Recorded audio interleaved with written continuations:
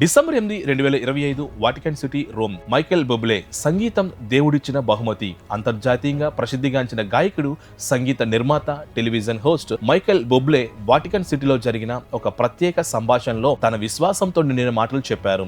సంగీతం నా ప్రతిభ కాదు, అది దేవుడిచ్చిన బహుమతి. తన మృదువైన స్వరం, హృదయానికి తాకే గానంతో ప్రసిద్ధమైన బుబుల్ ప్రపంచంలోని సంగీత ప్రేక్షకులకు ఒక ఆత్మీయ సందేశం ఇచ్చారు. బుబుల్ పంచుకున్న మాటలు అద్భుతంగా ఉన్నాయి. పాటలు పాడడం అనేది నా గొప్ప కాదు. ప్రతి రాగం, ప్రతి శబ్దం నా హృదయంలోని దేవుడు వాణిలా వినిపిస్తుంది.